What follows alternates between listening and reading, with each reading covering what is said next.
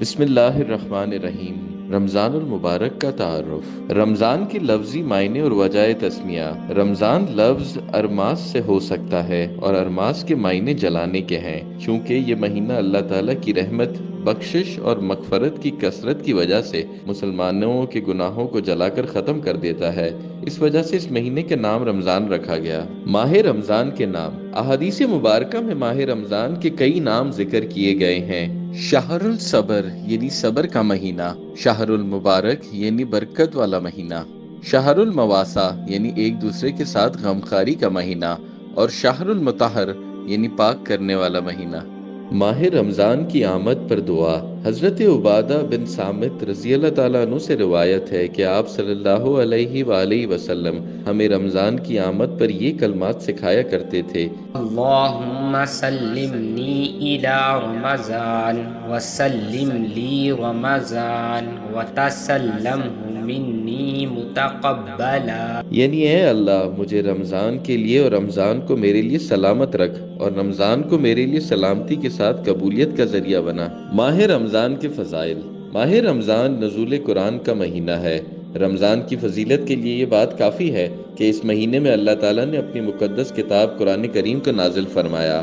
اسی طرح اس مہینے میں دوسری آسمانی کتابیں بھی نازل کی گئیں۔ رمضان سارے مہینوں کا سردار ہے۔ ماہ رمضان گناہوں کی بخشش کا مہینہ ہے۔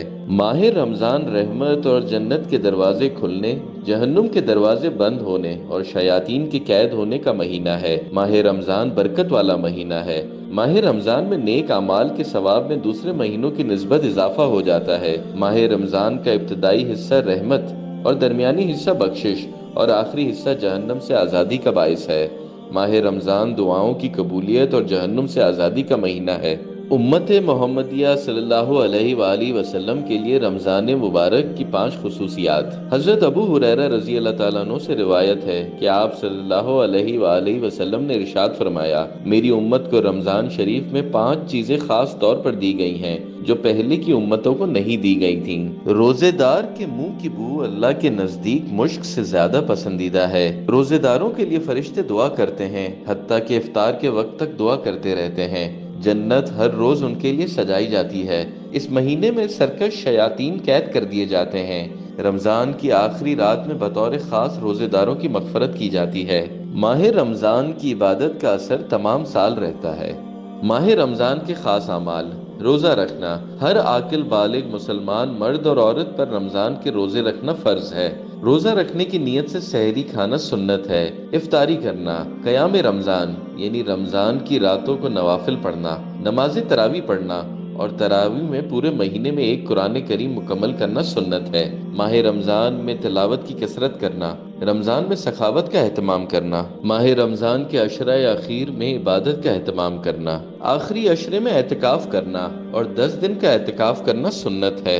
شب قدر کے حصول کی کوشش کرنا، کیونکہ شب قدر کی عبادت کو 1000 سال کی عبادت سے بہتر قرار دیا گیا ہے۔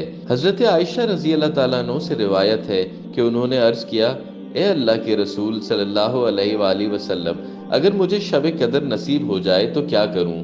آپ صلی اللہ علیہ وآلہ وسلم نے فرمایا: تم یہ کہنا: اللہم انک عفو تحب العفو فاعف عنی۔ اے اللہ، آپ بہت درگزر فرمانے والے ہیں، درگزر کرنے کو پسند کرتے ہیں، اس لیے مجھ سے درگزر فرمائیے۔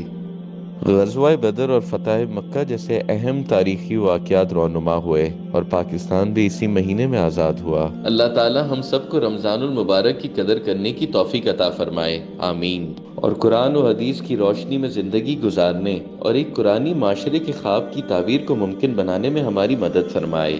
ٹرسٹ جمعیت تعلیم القرآن، ایک قرآنی معاشرہ، ہم دیکھیں گے۔